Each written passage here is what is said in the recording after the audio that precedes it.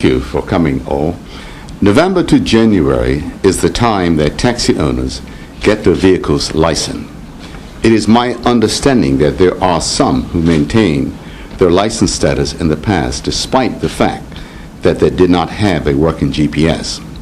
In the last few weeks, some taxi operators have failed the process to retain their license due to a faulty GPS. We have received numerous visits and pleads from taxi owners who have purchased systems that are not operational and find it an extreme burden to secure enough finances to purchase another device. As we remain in this economic downturn, the Ministry of Transport is sensitive to the plight of those who have paid out a considerable amount of money only to find out that the product was faulty.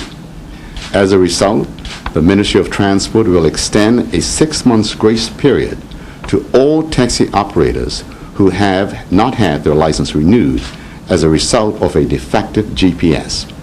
Having said that, let me reiterate that all of these affected operators must work to find solutions to this dilemma. After the 6 months grace period, we will be monitoring the equipment in Texas attentively.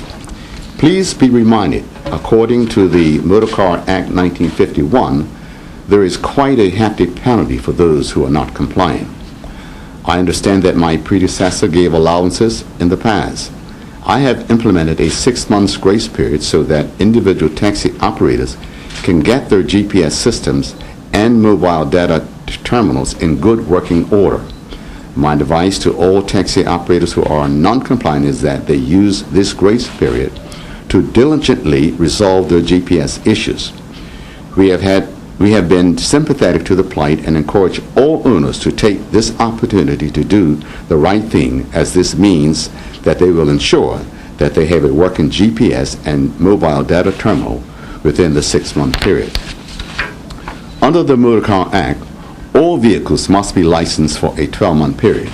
However, due to the current economic climate, I am using my authority under the Act to grant permission for motor taxis to be licensed for 6 months periods. This means they will now be in a position to license their motor taxis twice a year. Thank you. Questions? Isn't there an issue here too that one of the taxi firms has actually gone bankrupt and they're the owners of the GPS that aren't working? Yeah, I think that particular company is going out of business, and there is a new company on the block, and they have the majority of the taxis. In fact, I was talking to them on Friday, and they're prepared to give some reasonable terms to those operators, taxi owners, that don't have a system that has a system that's faulty. So all those machines don't work anymore. Are lost, aren't they? Yeah, and it's from that particular company that went bankrupt. I thought the government had put a commission together under your predecessor, and one of the issues on that list of wish list of what they were going to look at was the GPS problem. Yet here we still are talking about it. No, in fact, that authority was put together this month.